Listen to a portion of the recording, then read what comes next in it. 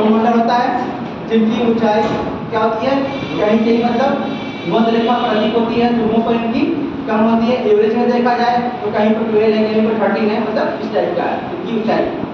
इसमें सारी घटनाएं घटती हैं, जितनी मौसम संबंधी घटनाएं होती हैं सारे इसमें घटती हैं, ठीक है। जैसे पाला हो गया, ओस हो गया, वर्षा हो गया, बादल बने, ये सब जहाँ होती है ये आपकी क्षोभमंडल में होती है। क्षोभमंडल में सामान्य ताप ह्रास दर होता है, ठीक है। क्या होता है? सामान्य ताप ह्रास दर, यानी हम कितना जाएंगे 165 मीटर की ऊंचाई पर जाएंगे तो टेम्परेचर कितना कम होगा, 1 डिग्री होगा, ठीक है। ये चीजें 1 डिग्री सेल्सियस होगा। तो ये आपकी मध्य रेखा पर लगभग 18 पहुंच जाती है, ध्रुवों पर 8 पहुंच जाती है, यानी इसका ये बदलता रहता है। इसके बाद आता है क्षोभ सीमा, जो यहाँ पर क्या होता है, दोनों का संक्रमण एरिया होता है, ठीक है, समताप मंडल और क्षोभमंडल का। फिर जैसे कि समताप मंडल का आपका मतलब 15 से 50, 10 से 50, ठीक है, जैसा भी उसका जहाँ से देखा जाएगा, ध्रुवों से देखा जाएगा तो वो वहाँ पर उसकी ऊंचाई कितनी है, 8 किलोमीटर है, ठीक है। तो जहाँ से भी देखा जाएगा क्योंकि एरिया क्या होती है समय के अनुसार बदलती रहती है उनकी ऊंचाई, ठीक है। तो वो हो गया वहाँ पर 50 तक समताप मंडल। समताप मंडल की निचली एयर में जो होता है वो लगभग 20 किलोमीटर की ऊंचाई तक क्या होता है, वो टेम्परेचर क्या होता है, कांस्टेंट रहता है, स्थिर रहता है। फिर उसके बाद हम उसके ऊपर वाले लेयर में क्या होता है, टेम्परेचर बढ़ता है। पहले क्या होता है, टेम्परेचर कम होता है, ठीक है। क्षोभमंडल में क्या होता है, टेम्परेचर कम होता है, फिर क्या होता है, कांस्टेंट होता है, फिर उसके बाद टेम्परेचर बढ़ता है समताप मंडल में। हाँ, टेम्परेचर क्यों बढ़ता है, मैंने बोला था आप लोगों को वहाँ पर अल्ट्रावायलेट किरणें आती हैं जो ओजोन लेयर से वो प्रोसेस होता है, इसकी वजह से वहाँ टेम्परेचर बढ़ता है। फिर उसके बाद मध्य सीमा यानी स्ट्रेटोपास में क्या होता है, वहाँ पर कांस्टेंट होता है, पहले कांस्टेंट होता है, ठीक है। आपने देखा नहीं वहाँ पर ऐसे, फिर ऐसे, फिर ठीक है, ऐसे होता है। इसका एक मैप है, ये ऊंचाई हो गई इसकी, ठीक है, और नीचे क्या होगा, टेम्परेचर हो गया। ये भी क्या है, ये 0, -20, 20, 40, ठीक है, 100, यानी यहाँ पर क्या है आपका 0 से ऊपर क्या है ना 10 से जाते बढ़ते जाते हैं हम लोग ऊपर की तरफ, तो जितनी ऊंचाई बढ़ेगी वहाँ पे 1 डिग्री सेल्सियस क्या होगा, कम होता जाता है। फिर उसके बाद हम यहाँ पर ये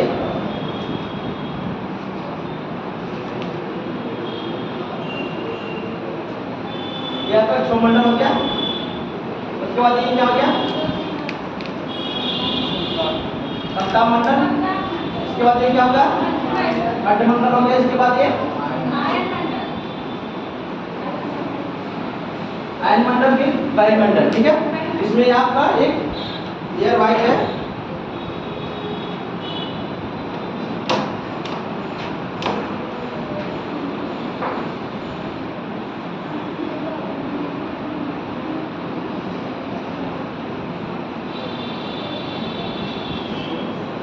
ठीक है। जैसे जैसे हम ऊपर बढ़ते जाएंगे इनका जिग-जैग के हिसाब से, अगर इधर आएंगे तो टेम्परेचर, इधर आएंगे तो टेम्परेचर क्या होगा, कम होगा, इधर जाएंगे तो बढ़ेगा, ठीक है। फिर इधर आएंगे तो कम होगा, फिर इधर जाएंगे तो बढ़ेगा, ठीक है। ये आपको इस तरह करना है, इसको देखकर, इसे देख के केवल बुक में आपको समझा दिए हैं, उसको एक बार आपको देख लेना, ठीक है, कैसे करना उसको। तो ये चीजें होती हैं। तो समताप मंडल की ऊपरी लेयर में क्या होता है, पराबैंगनी, हाँ, अल्ट्रावायलेट किरणें आती हैं जो ओजोन लेयर से टकराने के बाद जो भी टूटती हैं और उनको उसका टेम्परेचर बढ़ता है। फिर उसके बाद वो आगे बढ़ ऊंचाई जाते हैं तो वहाँ पर क्या होता है, कांस्टेंट होता है, जो सीधी रेखा है क्या है, ये स्थिर है, ठीक है, ये स्थिर होती है। फिर उसके बाद आपका फिर क्या होता है, कम होता है, फिर कम होने लगता है मध्यमंडल में।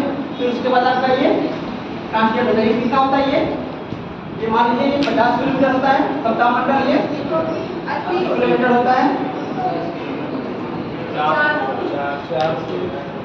400 होता है, कहीं यही पे मतलब 400 के बाद फिर आपका 1000, फिर उसके बाद आपका ऊपर 10,000 किलोमीटर, कितना होता है लास्ट में 10,000 किलोमीटर, जहाँ पर अंतरिक्ष में चला जाता है। जब उन्हें हम दो भागों में डिवाइड करने के लिए सममंडल और विषममंडल में, 400 हो गया, उसके बाद फिर आपका जाएंगे फिर 1000 होगा, फिर उसके बाद आपका 10,000 किलोमीटर होगा। तो ये सीक्वेंस में है, ठीक है। समझ में आया चीज़ों को, ये समझना जरूरी है। तो इसमें आप समताप मंडल में क्या होता है, यहाँ पर जो टेम्परेचर कांस्टेंट की वजह से यहाँ पर जेट के लिए क्या होता है, उड़ान आसानी हो जाती है, और समताप मंडल में ही क्या होता है, ओजोन लेयर पाई जाती है। दो चीज़ें इसमें क्या होता है, आपको जेट उड़ाने में सुविधा होती है, क्योंकि ये टेम्परेचर यहाँ पर लगभग बराबर होता है और यहाँ पर मौसमी घटनाएं नहीं घटती, इसलिए हो गया। उसकी ऊपरी वाले लेयर में आपका ओजोन लेयर, हाँ क्लाउड पाए जाते हैं, लेकिन वो हॉरिजॉन्टल वाले पाए जाते हैं, हाँ हॉरिजॉन्टल वाले पाए, वर्टिकल वाले, ठीक है। कौन से पाए जाएंगे, वर्टिकल वाले क्लाउड।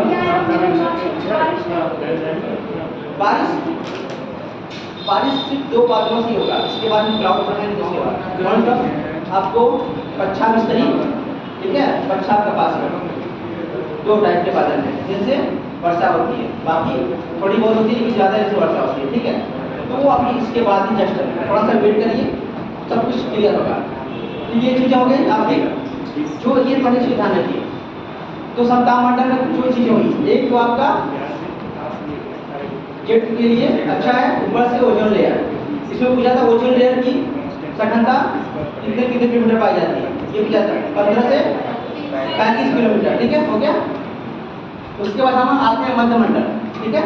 मध्य मंडल का जो टेम्परेचर क्या होता है, 150 किलोमीटर इसकी विस्तार होता है और टेम्परेचर ऊपर की तरफ बढ़ता जाता है। फिर मध्यपात क्या मध्य सीमा आता है, उसके बाद फिर आपका आयन मंडल आता है। आयन मंडल में क्या होता है, जितनी भी हम फोन यूज करते हैं, रडार की सारी चीज़ें हम यूज करते हैं, तो सारी चीज़ें वहीं से आपके वापस आती हैं, ठीक है।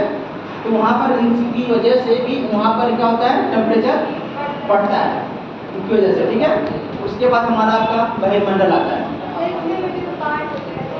हाँ, इसमें भी लेयर होते हैं, जैसे डी लेयर हो गया, हाँ ई लेयर हो गया, एफ लेयर, जी लेयर। जिसमें से आपका डी लेयर क्या कहता है,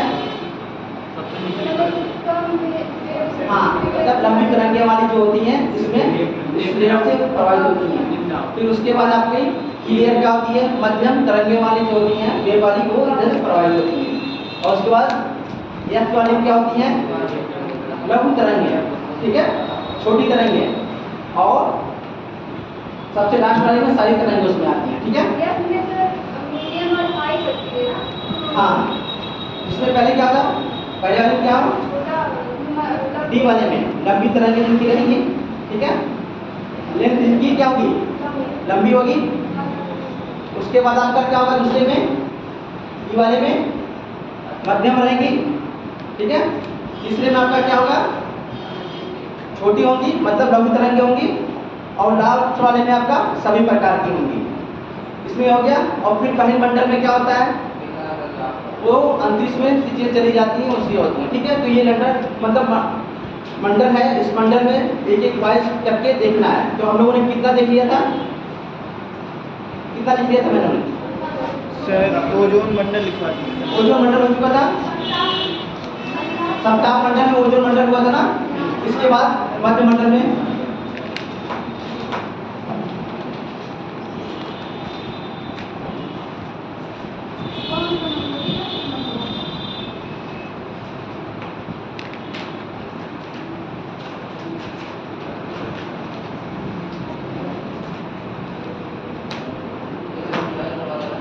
और ई लेयर में ही उत्तरी ध्रुव मतलब अरोरा बोरियालिस, अरोरा ऑस्ट्रियालिस की घटनाएं घटती हैं, ध्यान रखना है इसका, ठीक है।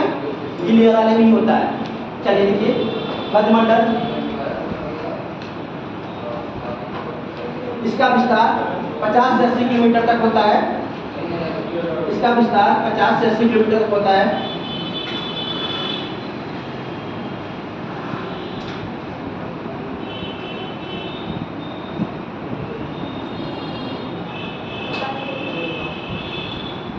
से 80 किलोमीटर होता है। इसे मंडल में ऊंचाई के साथ तापमान में ह्रास होता है।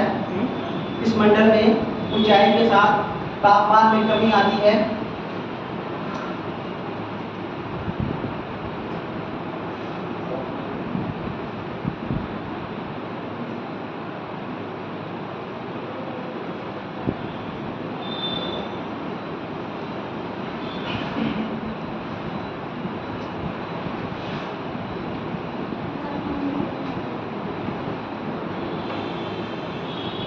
तापमान में कमी आती है।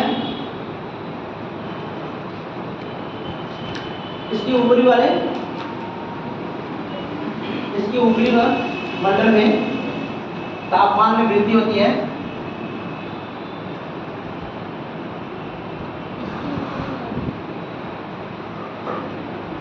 इसके ऊपरी मंडल में तापमान में वृद्धि होती है।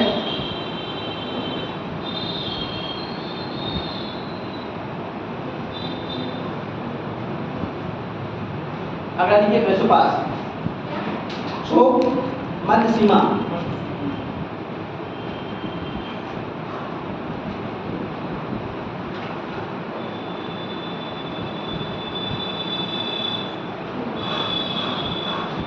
मध्य सीमा संताप मंडल,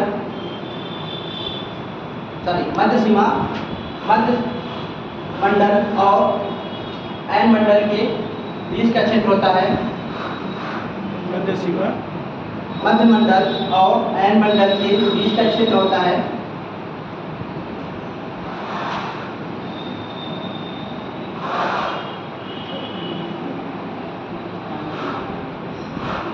जिसमें तापमान लगभग स्थिर अवस्था में रहता है।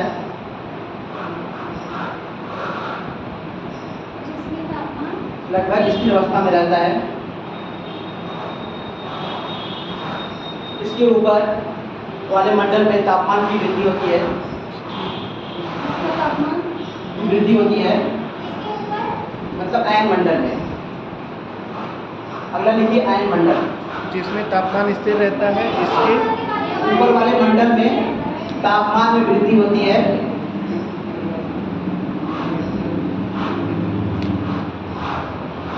देखिए आप लोग ज्यादा समझने की भी कोशिश किया करिए, ठीक है। जैसे मैंने बताया एक संक्रमण एरिया होता है, दो मंडलों के बीच में क्या होता है, संक्रमण एरिया होता है, जो दोनों को लगभग अलग करता है। एक रेखा होती है जो अलग करती है, तो इसका ज़्यादा इंपॉर्टेंट रोल है, जिससे मैं थोड़ा सा बता दिया आपको। लेकिन आपको क्या करना है, जब एक लेयर से एक मंडल से दूसरे मंडल में हम जाते हैं तो बीच में क्या होता है, एक संक्रमण क्षेत्र रहता है, तो वो हम दिखा देते हैं ताकि वो आपको दिक्कत ना हो। जैसे क्षोभ मंडल के बाद क्षोभ सीमा, संताप मंडल के बाद संताप सीमा, मध्य मंडल के बाद मध्य सीमा, फिर एन मंडल के बाद एन सीमा, ठीक है, फिर बहिर्मंडल, ठीक है। बहिर्मंडल, हाँ, संताप मंडल का संताप सीमा। कुछ पूछा आपने, बोलिए। नहीं देखिए डरने की जरूरत नहीं है, हाँ पूछा करिए जो भी है। क्वेश्चन को हमेशा दबा के ही रखना है। संताप सीमा के बाद संताप सीमा के बाद संताप मंडल में बताया, संताप सीमा के बाद मध्य मंडल आता है। संताप सीमा नहीं लिखा गया, ठीक है, उसका कोई ज़्यादा रोल नहीं है।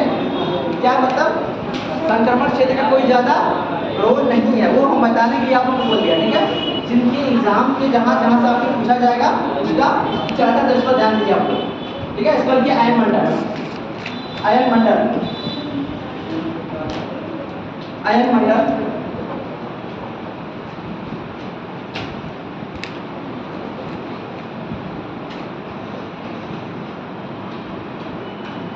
इसका विस्तार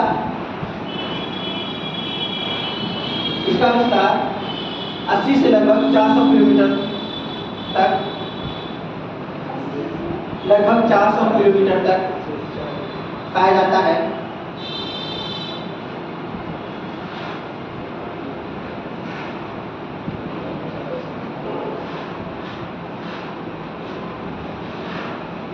इस मंडल में तापमान की वृद्धि होती है। इस मंडल में तापमान की वृद्धि होती है। इस मंडल में तापमान की वृद्धि होती है।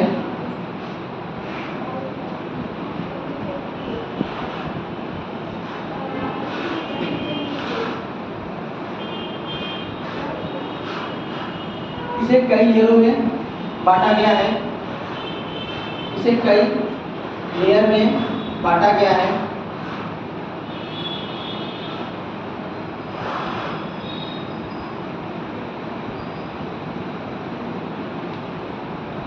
पहला डी लेयर, डी लेयर, हाँ डी, डी पर करिए, डी लेयर,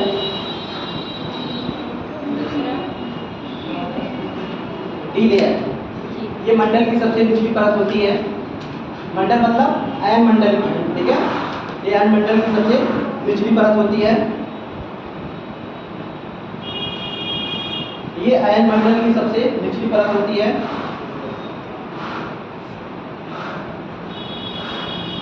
जिसकी ऊंचाई लगभग 80 से 96 किलोमीटर, इसकी ऊंचाई लगभग 80 से 96 किलोमीटर, 96 किलोमीटर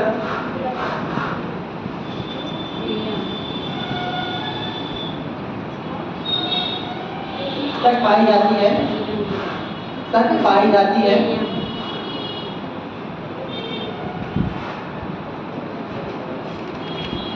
इस लेयर से रेडियो की लंबी तरंगें, इस लेयर से रेडियो की लंबी तरंगें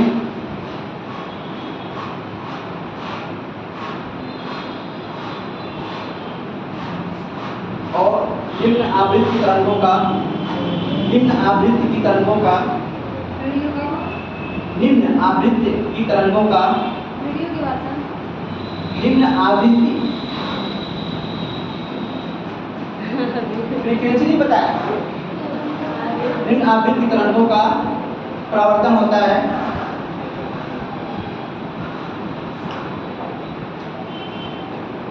अगला ई लेयर, ई लेयर, ई, हाँ ई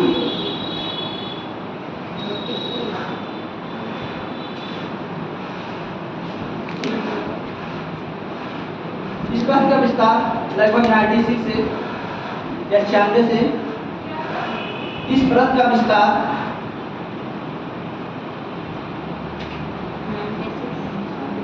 लगभग 96 से 114 किलोमीटर तक होता है।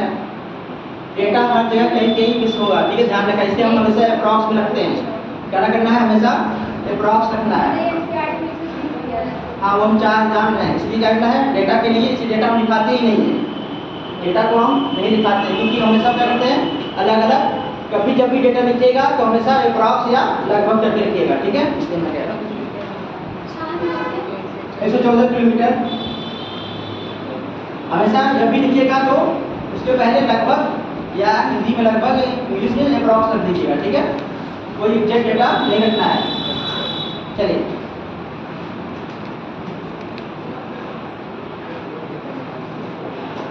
इस परत से रेडियो की मध्य तरंगें परावर्तित होती हैं,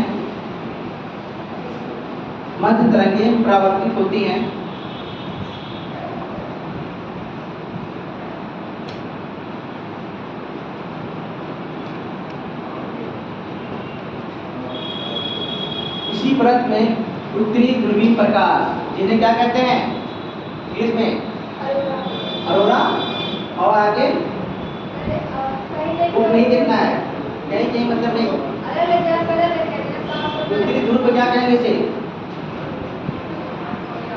उत्तरी ध्रुवीय प्रकाश को क्या कहेंगे, अरोरा बोरियालिस, और दक्षिणी ध्रुव को अरोरा ऑस्ट्रेलियालिस। ऑस्ट्रेलिया कहाँ पर है, उत्तर है कि दक्षिण में मैप में, तो दक्षिण में है तो अरोरा ऑस्ट्रेलियालिस मतलब दक्षिणी ध्रुव प्रकाश, ठीक है, ध्यान रखना।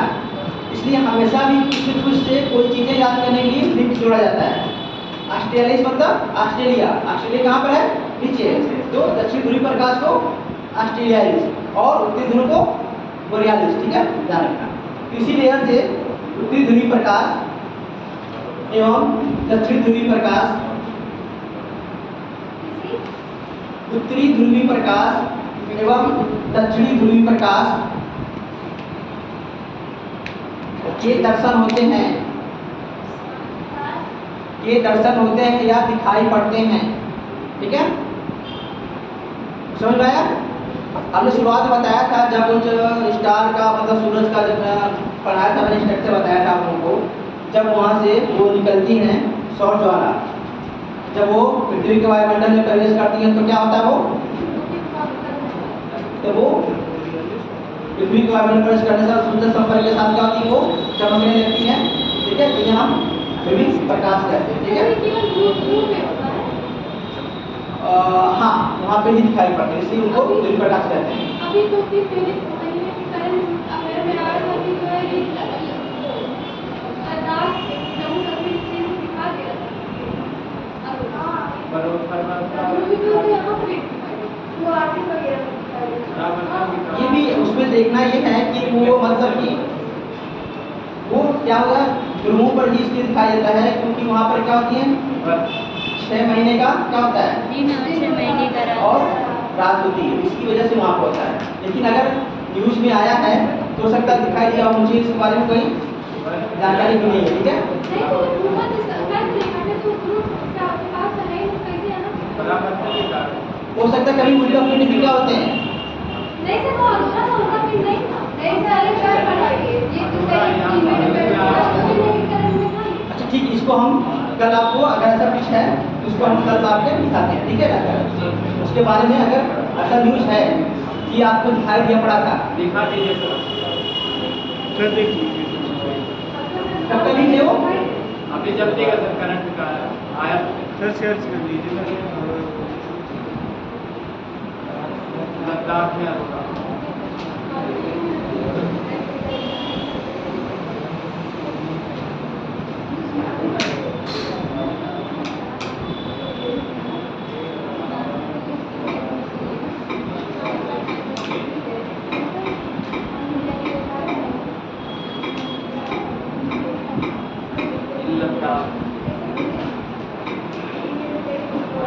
आ गया सेकंड में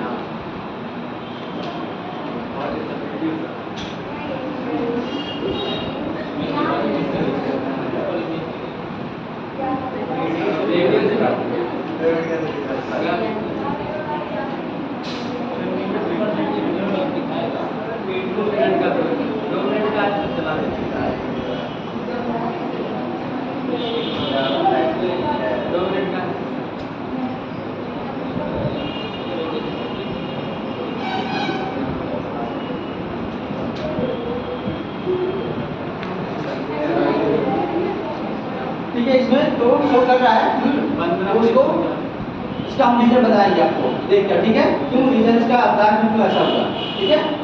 एक दिन का टाइम लीजिए कल, ठीक है, सैटरडे को। ये तो ये हो गया आपका,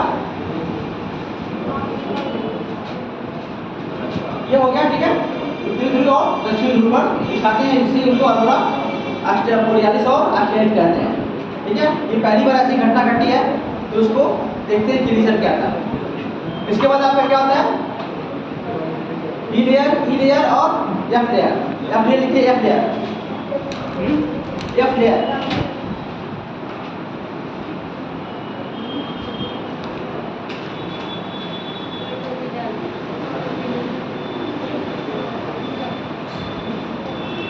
इस परत का विस्तार लगभग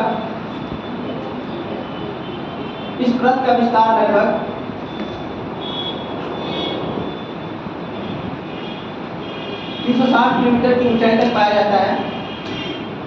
360 किलोमीटर की ऊंचाई तक पाया जाता है।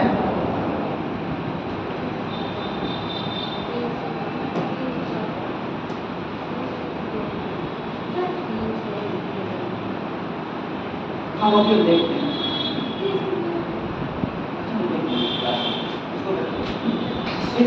ठीक है। लगभग 300 किलोमीटर की ऊंचाई तक पाया जाता है। इसमें रेडियो की लघु तरंगें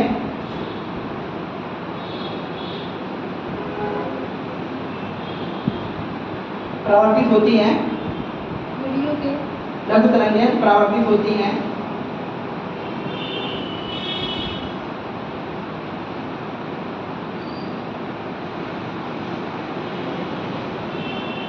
इस परत की ऊपरी परत को एफ्रीटन परत भी कहते हैं।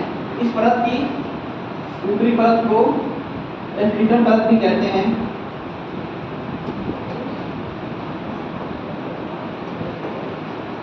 एफ्रीटन परत भी कहते हैं।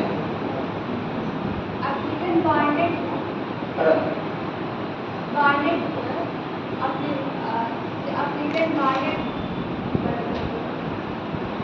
इसमें ऊपरी वाले लेयर को एफ्रीटन, जैसे कि ई लेयर जो है, ठीक है, इसको अगर तो अपन डिवाइड करेंगे ऊपरी वाले लेयर को एक्सीडेंट लेयर के नाम जाने से हम सप्ताह मंडल को कैसे कहते हैं, ओजोन मंडल के में कन्वर्ट करते हैं उसको, नीचे वाले को अलग करते हैं, ऊपर वाले को क्या कहते हैं, अलग करते हैं, ऊपर वाले क्या कहते हैं हम लोग, लगभग ओजोन मंडल 15 से 35 वाले को क्या कहेंगे, ओजोन मंडल। जैसे ये एक लेयर मंडल है, ठीक है,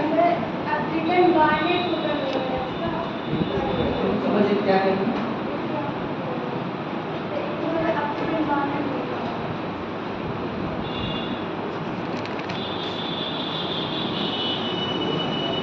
एक्सीडेंट बार्नेट लेयर, हाँ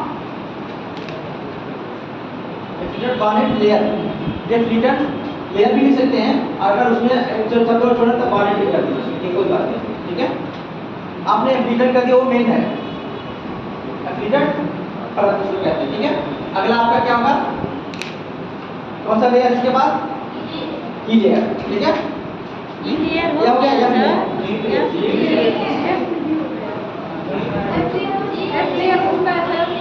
ई ई एफ, इसके बाद जी आता है, जी लिखिए, हाँ जी लेयर, ई ई एफ और फिर जी लेयर। इस लेयर में, इस लेयर की ऊंचाई या विस्तार, इस लेयर का विस्तार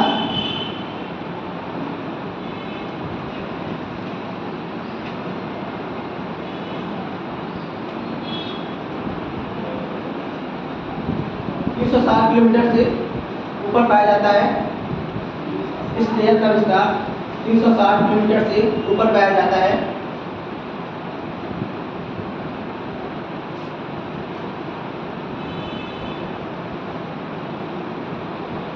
इस लेयर में सभी प्रकार की तरंगें परावर्तित होती हैं। इस लेयर से सभी प्रकार की तरंगें परावर्तित होती हैं।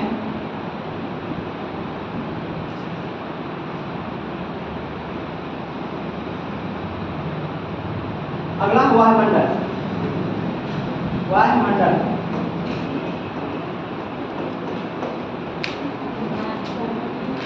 वायुमंडल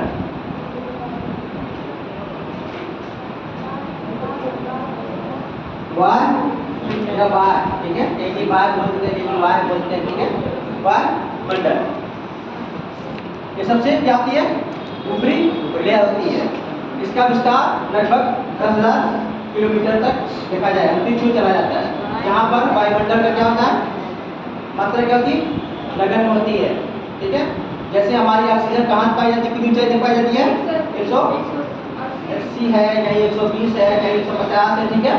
वो थोड़ा सा अलग से हम कहते हैं, डेटा का थोड़ा सा ध्यान रखा करिए आपको, डेटा कहीं भी एग्जैक्ट, हाँ 120 है, कहीं पर आप कह रही 180, ठीक है। तो ऐसा कि डेटा का क्या करना है, आपको हमेशा लगभग रखना है, कहीं भी डेटा हमेशा इधर उधर होता रहता है, ध्यान रखना है। तो इनका 120 तक इनकी मात्रा पाई जाती है। उसके ऊपर ऑक्सीजन क्या होता है, नगण्य होता है। फिर उसके ऊपर नाइट्रोजन है और भी गैसें हैं, ठीक है। लेकिन वायुमंडल में क्या होता है, 10,000 किलोमीटर ऊपर के लगभग क्या होता है, वो अंतरिक्ष में विलीन हो जाता है। तो वहाँ पर गैसों की मात्रा क्या होती है, लगभग नगण्य के बराबर होती है, क्योंकि वो क्या होता है, गुरुत्वाकर्षण के पृथ्वी के उसके घेरे में नहीं आ पाते इतना। चलिए इसमें लिखिए, आयन मंडल के ऊपर, आयन मंडल के ऊपर, आयन मंडल के ऊपर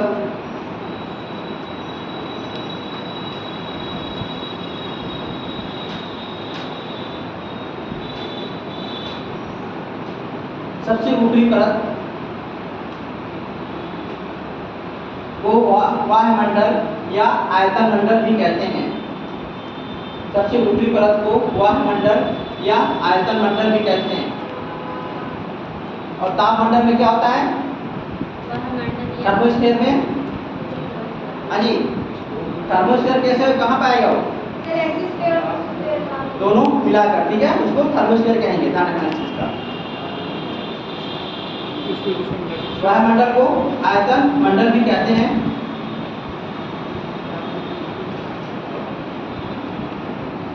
इसकी ऊंचाई लगभग 10,000 किलोमीटर तक होती है।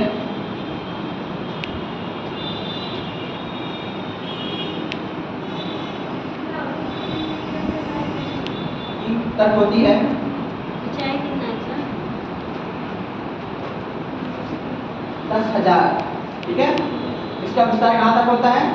10,000। अगर इसको दो भागों में बांटेंगे तो इस मंडल को 1000 किलोमीटर तक भी बांट सकते हैं। 1000 किलोमीटर कुछ लगभग गैसें पाई जाती हैं, उसके बाद क्या होती है? गैसें लगने लगती है, तो वो उसका विस्तार कहाँ है? 10,000 किलोमीटर तक। अगर लेकिन इसको थोड़े एरिया में देखा जाए तो 10,000 से लेकर यानी मतलब 1000 किलोमीटर तक इसका वायुमंडल का विस्तार है, लेकिन उसके ऊपर जाएंगे तो लगभग 10,000, क्योंकि हम लोग जब इसको सममंडल विषममंडल में बांटेंगे, सममंडल और विषममंडल में बांटेंगे, तो सममंडल में कौन कौन से आएंगे? कौन कौन से लेयर आएंगे? क्षोभमंडल, तापमंडल और मध्यमंडल आएंगे, ये आएंगे सममंडल में। इसके बाद विषममंडल में क्या होगा? बाकी का जो आणविक संरचना होगी, ऑक्सीजन का, नाइट्रोजन का, जो भी चीजें वो विषममंडल में आएंगी, जिनकी ऊंचाई कितनी होगी? 10,000 किलोमीटर होगी, ठीक है। तो अलग वो उसका अलग क्लासिफिकेशन है, वो अलग है, ये अलग है इनका। ये 10,000 किलोमीटर तक माना जाएगा, ठीक है। चलिए आगे।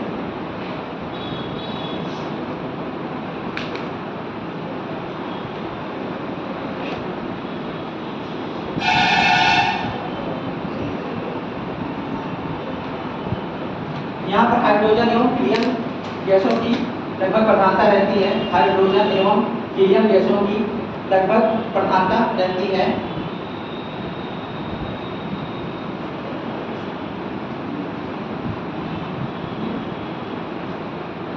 इसके बाद ये मंडल अंतरिक्ष में लगभग विलीन हो जाती है, अंतरिक्ष में लगभग विलीन हो जाती है, प्रधानता रहती है। इसके बाद ये मंडल अंतरिक्ष में लगभग विलीन हो जाती है, ठीक है। ये हमारा था, इस तरह का था। इसके बाद हमारा ये होगा दूसरा, इसका दूसरा वर्गीकरण है, ठीक है। इसको दो भागों में बांटा गया है। पहला क्या है? सममंडल। दूसरा क्या है? विषममंडल, ठीक है। इसमें कौन कौन आएंगे सममंडल में? क्षोभमंडल, तापमंडल और मध्यमंडल, ठीक है। और इसमें इसकी ऊंचाई कितनी होगी? लगभग 80 किलोमीटर होगी, और इसकी 10,000 किलोमीटर, ठीक है। ये है छोटा सा, इसका कोई ज़्यादा इम्पोर्टेंट नहीं है, लेकिन आप लोगों को किताब में पढ़ लेना है, ठीक है। ऐसा में ये चीज़ें हैं। तो क्लियर हो गया? कुछ और डाउट है आप लोग को? सममंडल में सममंडल मैंने बोला ना, सममंडल में 3 मंडल आ रहे हैं। कौन कौन से हैं? क्षोभमंडल में कौन सी गैसें हैं? ये सारी गैसें उसमें आएंगी, ठीक है।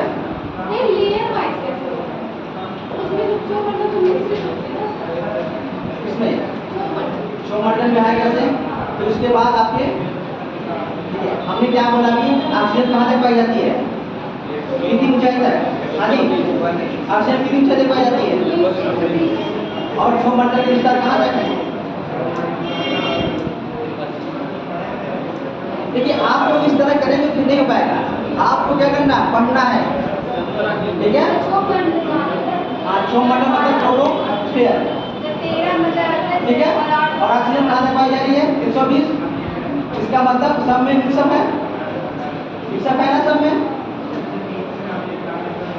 तो कुछ चीजें ऐसी होती है किताब में पढ़ने से और क्या कॉमन सेंस यूज करने से क्वेश्चन सॉल्व होते हैं। सारे क्वेश्चन हम क्या करते हैं? पढ़े हुए नहीं रहते हैं, लेकिन जब स्टेटमेंट हम देखते हैं तो क्या होता है कि ये स्टेटमेंट कह रहा है कि मतलब कि ऑक्सीजन 120 किलोमीटर की ऊंचाई तक पाई जाती है। तो पूछ रहा है दूसरा स्टेटमेंट कि समतापमंडल में ऑक्सीजन पाई जाती है कि नहीं, तो आपका जवाब क्या रहेगा? तो कुछ चीज़ें ऐसी होती हैं जो कॉमन सेंस है, किताब में से पढ़ाने से चीज़ें को आने सारी चीज़ें क्या होती हैं? नहीं मिलती हैं, लेकिन कॉमन सेंस यूज करने से वो चीज़ें अपने आप क्वेश्चन सॉल्व हो जाते हैं, ठीक है। कुछ क्वेश्चन ऑप्शन दे के दिए जाते हैं, ठीक है। जैसे हमने पूछ दिया कि ब्राजील से कौन सा देश टच नहीं करता है, मैंने डाल दिया अर्जेंटीना और ब्राजील वगैरह डाल दिया, फिर मैंने अफ्रीका का डाल दिया, अफ्रीका महाद्वीप का नाइजीरिया, ठीक है। तो उसमें ऑप्शन देख के पता चल जाएगा तो अफ्रीका महाद्वीप है, तो दोनों पॉइंट पता जाएगा। बाकी चीज़ों में, तीनों ऑप्शन में दिमाग लगाने की जरूरत नहीं है, ठीक है। तो इस तरह थोड़ा सा चीज़ों को समझें और एक एक सीक्वेंस में सारी चीज़ें पढ़िए, ठीक है। इसके बाद क्या होगा, टेम्परेचर जो वो है उसको हम देख बताएंगे, ठीक है। और रेस के ऊपर ताकि चीज़ें ऐसी नहीं होती और हम भी करंट से थोड़ा सा दूर है, ठीक है। तो अब ये होगा कि अब हम क्या करेंगे, टेम्परेचर तापमान, हमारे पृथ्वी पर तापमान का वितरण क्या होगा, तापमान जैसे जब हम भूमध्य रेखा से ध्रुवों की तरफ जाते हैं तो टेम्परेचर में क्या होता है, कमी आती है, ठीक है। लेकिन ये होता है कि हम जैसे कि कर्क रेखा और मकर रेखा पर और भूमध्य रेखा का कंपेयर करें तो टेम्परेचर कहाँ नहीं होगा, कैसे भूमध्य रेखा पर होगा, सूर्य की लंबवत पड़ती है, ठीक है। जब लंबवत पड़ेगी तो क्या होगा, वाष्पीकरण ज़्यादा होगा, जब वाष्पीकरण ज़्यादा होगा तो क्लाउड बनेंगे, बादल बनेंगे, जो बादल बनेंगे तो सूरज की किरणों क्या करेंगे, रोक लेंगे, उतनी नहीं आने पाएंगी और फिर 4 बजे तक लगभग दोपहर के बाद वहाँ पर भूमध्य रेखी क्षेत्र में लंबवत वर्षा होती है। तो टेम्परेचर अगर देखा जाए कर्क और मकर रेखा से भूमध्य रेखा की तरफ कंपेयर किया जाए तो कर्क और मकर रेखा में क्या होगा, टेम्परेचर ज़्यादा पाया जाएगा, ठीक है। इसलिए जितने भी हैं मतलब जहाँ भी देखा जाए, कैलिफोर्निया हो गया, अल अजीजिया हो गया, पाकिस्तान का जैकोबाबाद हो गया, ये सबसे क्या है, गर्म स्थल है। ये कहाँ पाए जा रहे हैं, भूमध्य रेखी क्षेत्र पाए जा रहे हैं, कहाँ पाए जा रहे हैं, कर्क रेखा पर। तो इसलिए मतलब भूमध्य रेखी क्षेत्र जो है वहाँ सूर्य की किरणें सीधी पड़ती हैं, लेकिन वहाँ पर क्या होता है, वाष्पीकरण ज़्यादा होता है और वो वाष्पीकरण से क्या होते हैं, वो बादल बनते हैं, बादल से फिर क्या होती है, वहाँ पर वर्षा होती है। तो टेम्परेचर को क्या करते हैं, वो जो बैलेंस करते हैं, ठीक है। लेकिन क्या होता है, कर्क और मकर रेखा पर वहाँ साफ सुथरा आकाश रहता है, न बादल है न कुछ है, वो तो मानसून आता है 10वीं 25वीं तक वो चीज़ें होती हैं यहाँ इंडिया में, ठीक है। लेकिन वहाँ उसके कंपेयर में क्या है, वहाँ पर ज़्यादा टेम्परेचर है। इसलिए जितने भी गर्म स्थल हैं विश्व के वो लगभग हमेशा कर्क रेखा और मकर रेखा पर पाए जाते हैं, ठीक है। क्योंकि कर्क रेखा में इसलिए ज़्यादा पाए जाते हैं क्योंकि यहाँ पर स्थल की मात्रा ज़्यादा है, ठीक है। ऐसा में इसके बाद हम लोग देखेंगे कि जब ऊपर की तरफ जाएंगे, हम पृथ्वी से ऊपर की तरफ जाएंगे तो क्या होगा, उसमें टेम्परेचर में टेम्परेचर क्या होगा, कम होगा। पृथ्वी के अंदर जाएंगे तो 32 मीटर पर टेम्परेचर बढ़ेगा, लेकिन हम जब ऊपर की तरफ आएंगे 165 मीटर पर 1 डिग्री सेल्सियस टेम्परेचर बढ़ जाता है, घटता है, ठीक है। ये चीज़ हो गई। इसके बाद जब हम पहाड़ों पर जाते हैं तो वहाँ पर क्या होता है, वहाँ भी घटता है। वहाँ पर प्रेशर कैसा रहता है, पहाड़ों पर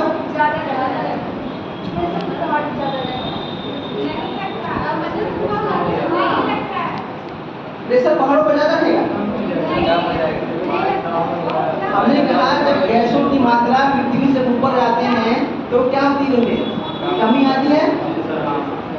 क्या होता है जब वहाँ पर प्रेशर, इसीलिए कहा जाता है पहाड़ों पर दाल, पहाड़ों पर दाल क्या होती है, पकने से पहले क्या होती है, उबलने लगती है। हाँ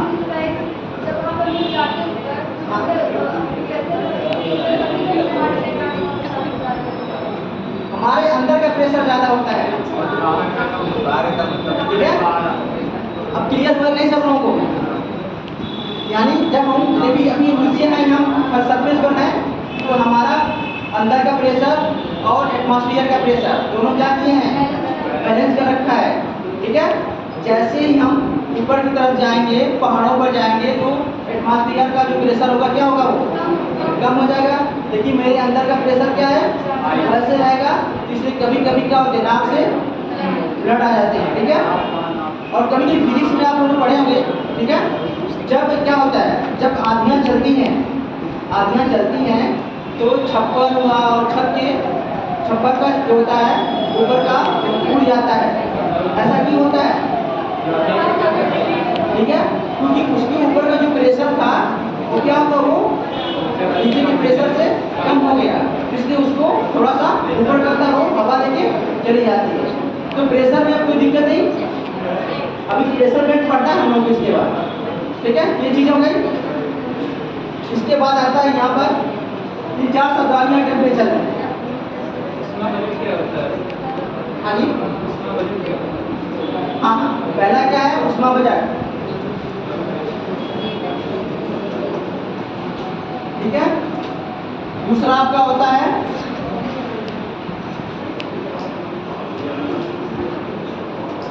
कैटाबेटिक, तीसरा आपका एनाबेटिक, चौथा आपका एडियाबेटिक,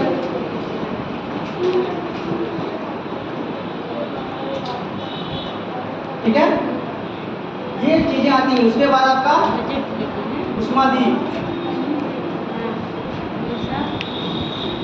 हीट आया है, ये हाँ जी, ये उष्मा बजट है, पृथ्वी का उष्मा बजट, ठीक है। दूसरा आपका कैटाबेटिक, एनाबेटिक और आपका एडियाबेटिक और उष्मादीप, ठीक है। ये आपके टेम्परेचर में इतनी शब्दावलियाँ आएंगी, ध्यान रखना है। इसका मतलब क्या होता है, उष्मा बजट में हो पृथ्वी को जितनी भी उष्मा प्राप्त हो रही है, उसको सूर्य के द्वारा जितना भी उष्मा उसके प्राप्त हो रही है, उस उष्मा को पृथ्वी अब्जॉर्ब करके इसको क्या कर रही है, वापस कर दे रही है, जिससे वो बैलेंस बना हुआ है, ठीक है। है क्या समझ में? अच्छा, उष्मा और ताप में क्या डिफरेंस है? उष्मा और तापमान में क्या अंतर है? हाँ जी, कोई बताए? उष्मा और तापमान, ये दोनों सब सुना बोल नहीं आप लोगों का? इसमें कुछ अंतर है?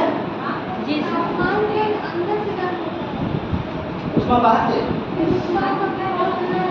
तापमान में पानी भरेगा तो किसी को कोई कुछ पता है इसके बारे में? कुछ ही बताया? ठीक है, आपके द्वारा ठीक है। एक क्या है, कारण है, दूसरा उसका प्रभाव है, ठीक है। एक क्या है, कारण है उसका, दूसरा क्या उसका प्रभाव है। देखिए, जब भी ये सूर्य की किरणें पृथ्वी पर आती हैं, सूर्य की किरणें क्या आती हैं, पृथ्वी पर आती हैं, दोपहर के 12 बजे क्या होता है, ज़्यादा क्या होती है, ज़्यादा उष्मा प्राप्त करती है पृथ्वी। उसका प्रभाव हमें कब दिखता है, 2 बजे। 2 बजे क्या होता है, टेम्परेचर ज़्यादा होता है, ठीक है। तो एक क्या है, ऊर्जा के रूप में देखा जाता है, दूसरा उसका प्रभाव के रूप में, ठीक है। जैसे मान लीजिए एक बाल्टी में पानी है और एक गिलास में पानी है, दोनों का टेम्परेचर क्या है, तापमान समान है, लेकिन उष्मा क्या है, बाल्टी वाले में ज़्यादा होगी, गिलास वाले में कम होगी, ठीक है। तो ये चीज़ें हैं, ये मतलब एक क्या है, ये कारण है, दूसरा क्या है, प्रभाव। तापमान से हम किसी चीज, प्रभाव से हम ये तापमान से हम किसी चीज को ठंडा या गर्म कह सकते हैं, ये ठंडा है या गर्म, वो तापमान के देखकर, ठीक है। क्या हो गया, उष्मा बजट। देखिए, अगर किसी मतलब पृथ्वी से सूर्य की किरणें या उष्मा आती है, ऊर्जा आती है, उसको एक मतलब 100 यूनिट मान लेते हैं, कितना, 100। एक शब्दावली और है यहाँ पर,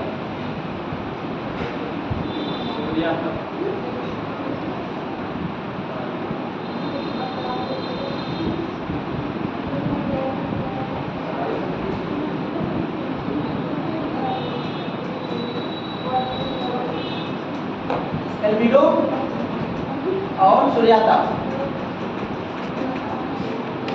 ठीक है, इंसुलेशन और एल्बिडो, ठीक है। वही इधर जब सूर्य से किरणें आती हैं विकिरण के माध्यम से, तो उसमें क्या होता है, मान लो उसको क्या मानते हैं, 100 यूनिट मानते हैं, 100। तो 100 में क्या होता है, जो 35 होता है बजट है, ठीक है। तो मान लीजिए क्या है, ये 100 है, इसमें से 35 जो है पृथ्वी के सरफेस पर पहुंचने से पहले ही क्या होती है, वो अंतरिक्ष में चली जाती है, जिन्हें हम क्या कहते हैं, एल्बिडो। क्या कहते हैं उन्हें? एल्बिडो। एल्बिडो मतलब क्या था, किसी सरफेस से उसका प्रकाश का कितना परावर्तन हो रहा है। सबसे ज्यादा परावर्तन किस क्षेत्र से होता है? हिमानी क्षेत्रों से, बट इसका एल्बिडो क्या होगा, सबसे बढ़िया होता है। ठीक है, एल्बिडो का मतलब क्या हुआ, ये शब्दावली क्या है, एल्बिडो। कोई पूछे एल्बिडो के बारे में बताइए तो कैसे बताएंगे? धरातल पे पहुंचने से पहले कीड़ों को परावर्तन। पृथ्वी की समझ बताते हैं, आने से पहले ही नहीं, वो तो आपका आने से पहले ही नहीं, वापस किसी भी पिंड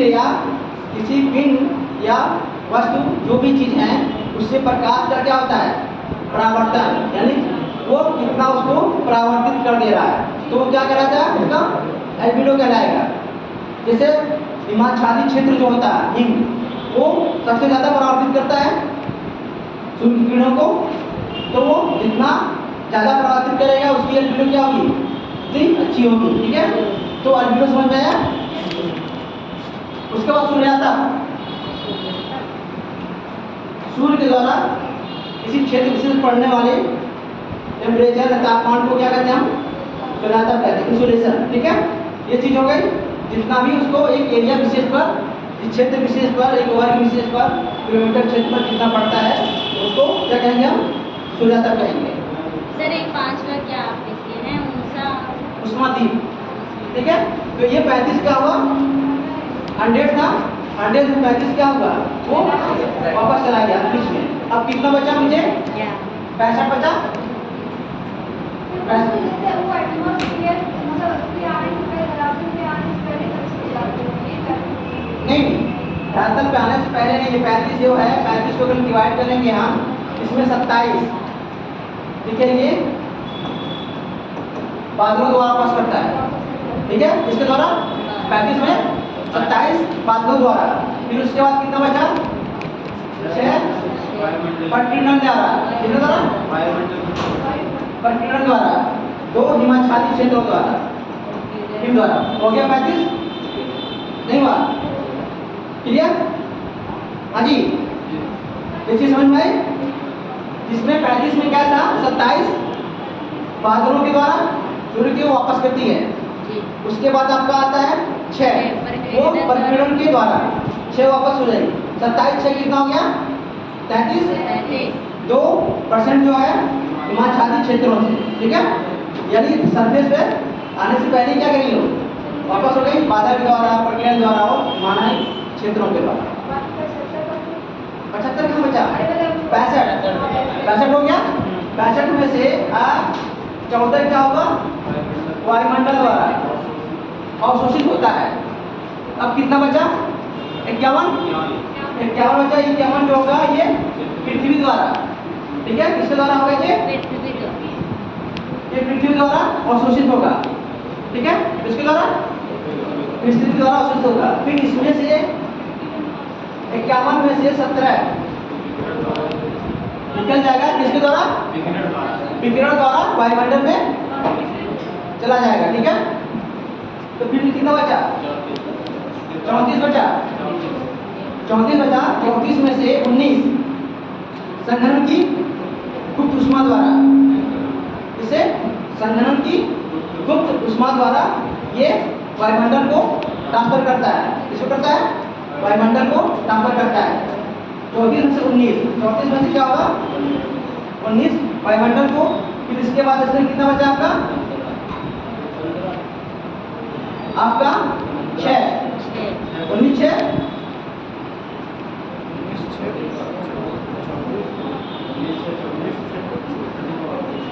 क्या होगा, ये विकिरण द्वारा, कितना द्वारा, विकिरण द्वारा 6।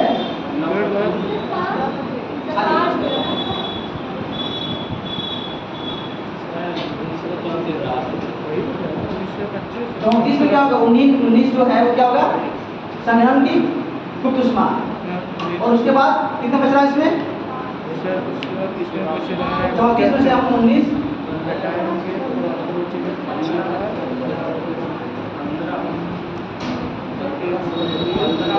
15 13 बचेगा 15 ठीक है। 9 और 6 इसके बाद 9 और 6 होगा, उसके बाद और 9 ठीक है। 9 6 15 15 और 19 34। ये क्या होता है? ये वायुमंडल को मतलब वायुमंडल को क्या देता है? तो पहले 14 था और ये 34 कितना हो गया? 14 34 कितना हो गया? 14 और 34 तो हाँ, तो वायुमंडल का हीट बजट कितना है? 48 और पृथ्वी का 51 ठीक है। ध्यान रखना इस चीज का। तो ये एब्जॉर्ब की है, फिर क्या किया? जितना उसने एब्जॉर्ब किया 51% एब्जॉर्ब किया, 51 किया था ना, 51 में किया था। 51 में से फिर उसने क्या किया? 17 वापस कर दिया, 17 निकल गया ना उसमें से। कितना निकला? 17 निकला। 17 निकला, कितना बचा? 32।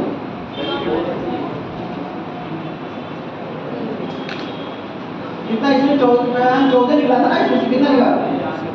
17 निकला था इसमें से। 51 में से 17 निकाले, कितना हो गया? 34 हो गया। तो 34 बचा। 51 था, 51 था, उसमें से आपका 17 निकल गया, वो चला गया। जितना लिया था उसमें से 17 उसने पृथ्वी ने वापस कर दिया। फिर 34 बचा। 34 में से 19 जो है संहनन की ऊष्मा द्वारा ये क्या करती है? ये वायुमंडल मतलब वायुमंडल को वातावरण को दे देती है। जो पहले से उसके पास कितना है? 14 है। 14 है ना पहले से उसके पास। फिर और 6 विकिरण के द्वारा और 9 संवहन के द्वारा। हाँ जी, संवहन के द्वारा कितना? कन्वेक्शनल करंट के द्वारा ठीक है 9। ये क्या करती है? वायुमंडल को दे देती है पृथ्वी। तो पृथ्वी पर कुछ बचा? कुछ नहीं बचा ना। जितना था वो क्या किया? वो वापस वायुमंडल दिया। वायुमंडल का कितना? पहले 14 था, 34 और जुड़ गया, कितना हो गया? 48 हो गया।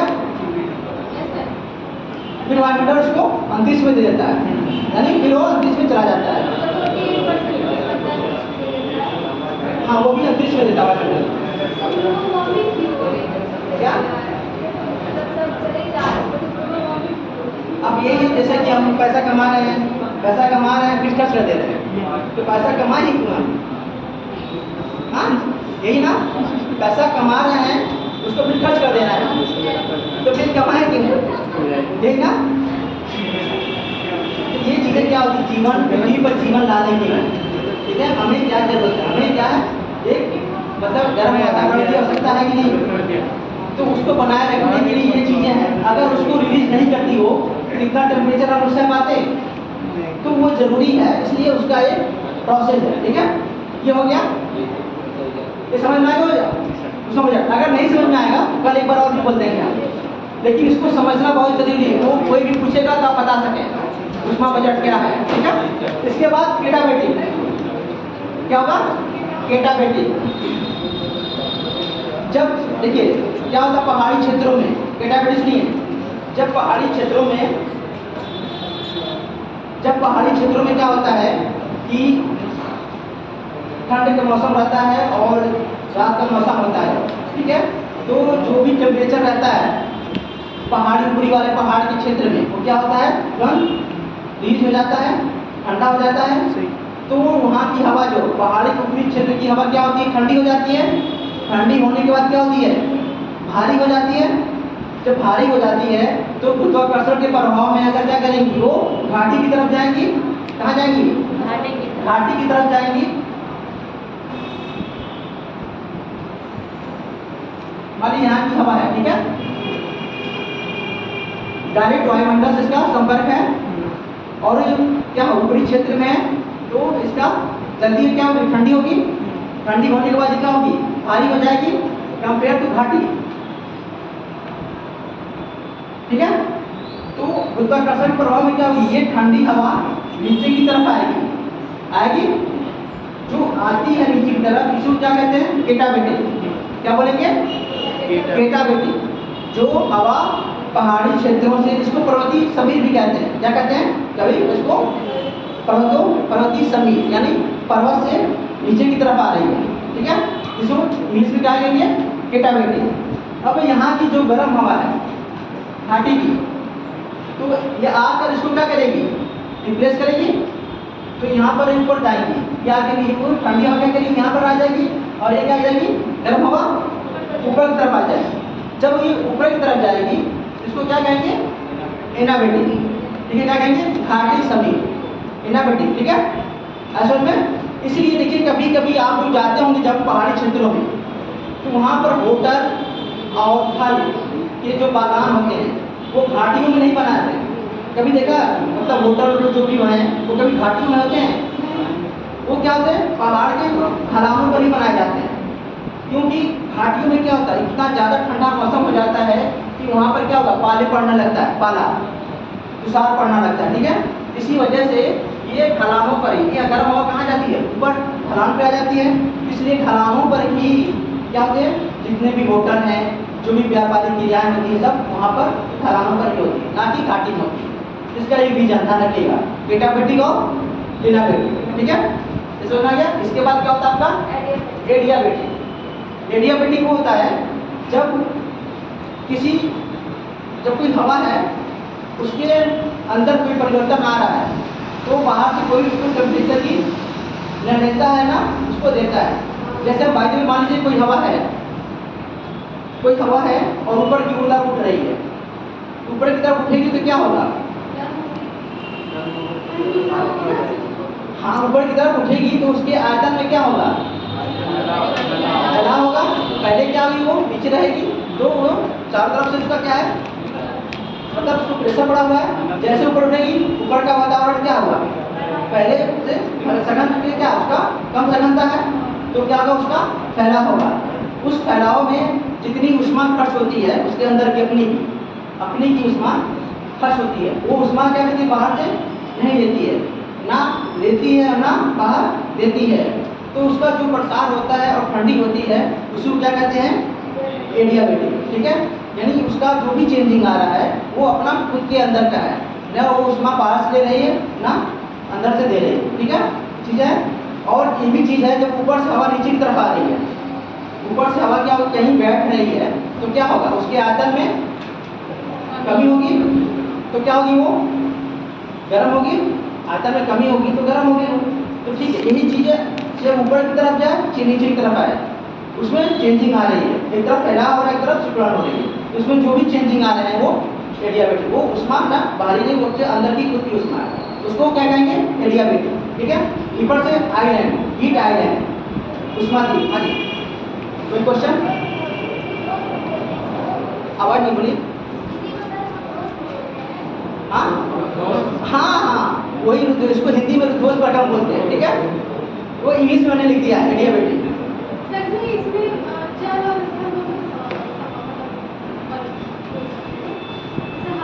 हाँ, हवा कहीं भी कर रही है, कहीं कर रही है, कहीं भी ऊपर जा रही है, वो हो रहा है। ठीक है, चीज़ वहाँ एडियाबिलिटी हो रहा है। ठीक है, इसके बाद अगला क्या है, island, heat island. Heat island क्या होता है, उष्माद्वीप। उष्माद्वीप क्या होता है, हाँ, जब नगरी कोई आप लोग नगर देखा है, जैसे दिल्ली का क्षेत्र ले लेते हैं, दिल्ली का पूरा एरिया ले लेते हैं हम लोग। ठीक है, दिल्ली में जो टेम्परेचर है, जो टेम्परेचर उस वहाँ से निकल रही है, उसके आसपास जो ग्रामीण क्षेत्र हैं उनके टेम्परेचर से क्या होगा, ज़्यादा होगा। तो वहाँ पर एक क्या होगा, आइलैंड बनता है, मतलब देखने में एक आइलैंड की तरह दिखेगा, क्योंकि वो गांव के टेम्परेचर से इसका टेम्परेचर अधिक होगा। उसके चारों तरफ जो ग्रामीण क्षेत्र है वहाँ पर पेड़ पौधे वगैरह हैं, वहाँ पर मतलब जो भी चीज़ें हैं, मतलब औद्योगिक क्रिया क्या हो रही है वहाँ कम हो रही है कंपेयर टू नगरों के। तो जो दिल्ली का क्षेत्र है या किसी भी क्षेत्र का रख लीजिए आप लोग, तो वहाँ का उष्मा क्या होगी, टेम्परेचर अधिक होगा कंपेयर टू ग्रामीण। तो एक आइलैंड नुमा दिखता है, उसे ही हम क्या कहते हैं, उष्मा द्वीप। ठीक है, ये चीज़ें समझ में आ गई। इतने सारी चीज़ें हैं, इसमें किसी को और नहीं समझ में आया, बताइए मुझे कितने शब्दावली हैं। एडियाबिलिटी रुद्धोष प्रक्रम होता है। ठीक है, ये हर 10 मीटर पे 1 डिग्री सेल्सियस टेम्परेचर का इसमें चेंजिंग आती है। ऊपर जाती है तो 10 मीटर पर 1 डिग्री सेल्सियस क्या होगा, उसका कम होगा। नीचे आएगी तो क्या होगा, वो 1 डिग्री से बढ़ेगा। ये जब भी कोई चीज़ जैसे गर्म करेंगे हम, कोई चीज़ बाहर जाए, जैसे कि होता है ना कि वजह के बीच इतने सारे बच्चे बैठे हुए हैं, यहाँ क्या है, सघनता अधिक है, मान लीजिए इसमें बच्चों की संख्या हम कम कर दी, तो लोग इतने नजदीक बैठेंगे नहीं ना, थोड़ा सा दूर बैठेंगे, इतना क्यों जमा रखाएंगे। तो ऐसे ही हवाएं क्या होती हैं, जब चारों ओर से हवाएं चली रहती, जैसे ही हवाएं पृथ्वी से ऊपर उठती हैं तो उनके आयतन में क्या होता है, प्रसार होता है, क्योंकि उनको क्या होता है, एरिया मिल जाता है तो प्रसार होता है। जैसे प्रसार हुआ तो उन्हें क्या होगा, तापमान में क्या होगी, कमी आती है, ये जब वर्षा नहीं होगी, ठीक है। जो कमी कैसे आई, उनके अपने अंदर की वजह से, क्योंकि वो क्या होंगे, फैलने की वजह से उनके अंदर की ऊष्मा खत्म हुई, उसकी वजह से वो फैले हैं, उनके अंदर वो टेम्परेचर क्या हुआ, उनका डाउन हो गया। तो वो जो उनके अंदर परिवर्तन हुआ वो अपने अंदर की वजह से हुआ, वो बाहर से कोई ऊष्मा ना लिए ना उसको दिए, ठीक है। इसी को क्या कहते हैं, रुद्धोष्ण प्रकरण कहते हैं। ये 2 टाइप का होता है, 2 प्रकार का होता है, एक शुष्क रुद्धोष्ण प्रकरण है और एक आर्द्र रुद्धोष्ण प्रकरण, ठीक है। ये एडियाबेटिक का ये कंसेप्ट है। इसके बाद आप लोग ध्यान से इसको, इन चीज़ों को देख लीजिए, इसके बाद नहीं समझ में आएगा तो फिर एक बार कल हम इसमें समझा देंगे। और उष्मा बजट जो मैंने बताया है उसको अच्छे तरीके से करके आना, क्योंकि उष्मा बजट बहुत इंपॉर्टेंट चीज़ होती है, वो पूछते हैं लोग, ठीक है। तो 100% जो होगा उसको यूनिट के रूप में मानेंगे, उसमें से पहले क्या होगा, 35 क्या होगी, वो निकल के 38 में चली जाएगी, जिसमें 35 में क्या आएगा आपका 27 पादों द्वारा, 2 हिमानी द्वारा और 6 परक्यूलर द्वारा, ठीक है। इसके बाद बचता है 65 में से 14 क्या होगा, 65 में से 14 क्या होगा, वायुमंडल द्वारा अवशोषित होता है, और 51 क्या होगा, पृथ्वी द्वारा अवशोषित होता है, ठीक है। ये चीज़ हो गई। इसके बाद फिर आपका 51 में से 17 क्या होता है, विकिरण द्वारा क्या होता है, अंतरिक्ष में चला जाता है। इसके बाद बचा कितना, 34 में से 19 क्या होगा, संग्रहण की गुप्त ऊष्मा द्वारा वो वायुमंडल में ट्रांसफर करता है। उसके बाद फिर होता है 6 विकिरण द्वारा वो वायुमंडल को देता है। फिर उसके बाद 9 बचता है, 9 क्या होता है, वो सम्मान कन्वेक्शन करंट द्वारा वो वायुमंडल को देता है। तो वायुमंडल में कितनी ट्रांसफर हो गई, हाँ, पार्थिव विकिरण उसी बोलते हैं, ठीक है। पृथ्वी जो वायुमंडल जो हमारा होता है वो सूर्य की किरणों के द्वारा ज़्यादा गर्म नहीं होता है। किसके द्वारा ज़्यादा गर्म होता है, पार्थिव विकिरण के द्वारा, जो पृथ्वी रिलीज करती है, जो विकिरण क्या होती है, पृथ्वी रिलीज करती है, उसके द्वारा वो ज़्यादा गर्म होता है, ना कि सूर्य के किरणों के द्वारा। ये काम ध्यान रखिएगा, डायरेक्ट सन के कंपेयर में पृथ्वी द्वारा रिलीज की गई ऊष्मा से हमारा वायुमंडल क्या होता है, गर्म होता है।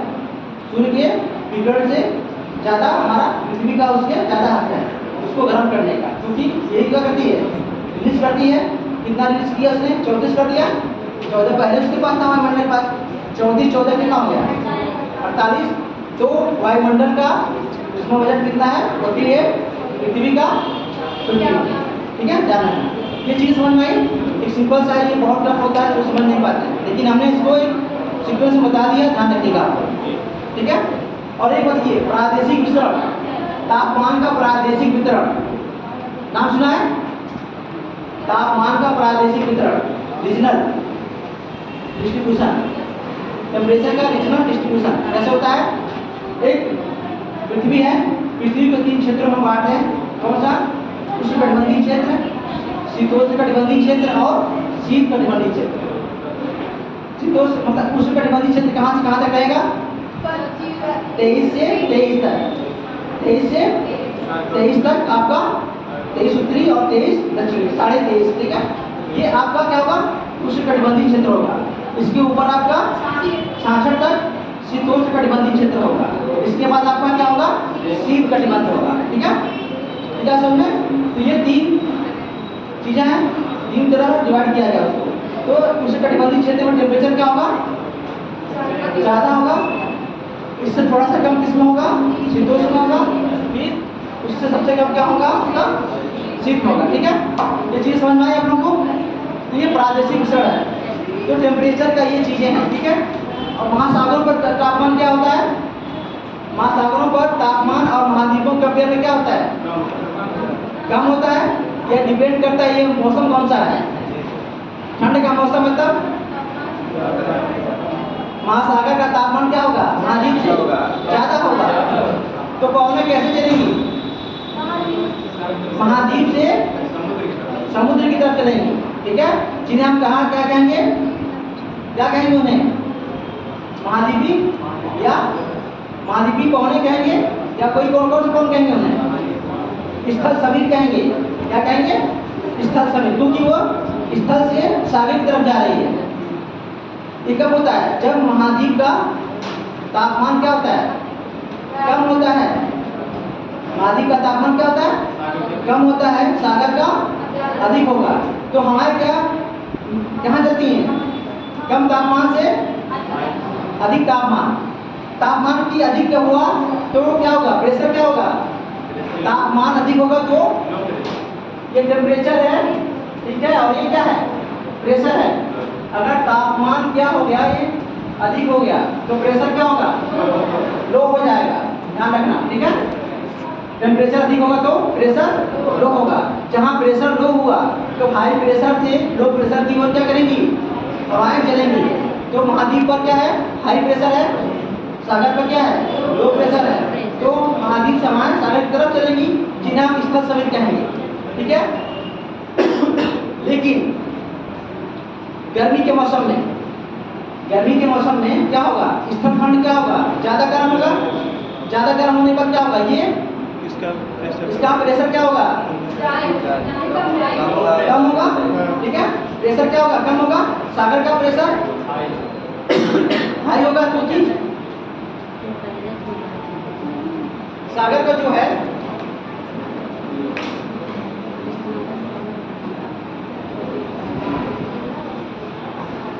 सागर में जो तापांतर होता है, सागरीय क्षेत्रों में जो तापांतर होता है वो कितना होता है? 1 से 2 डिग्री सेल्सियस, ज़्यादा नहीं। कितना होता है?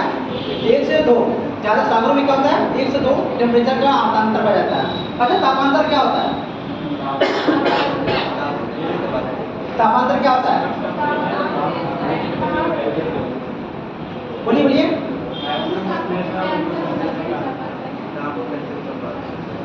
एक मतलब दैनिक तापांतर में देखा जाएगा तो एक दिन में जितना अधिक ताप हुआ, ठीक है, और जितना कम ताप हुआ, उसके अंतर को ही क्या कहते हैं? तापांतर कहते हैं, ठीक है। दैनिक तापांतर। वार्षिक तापांतर मतलब वार्षिक।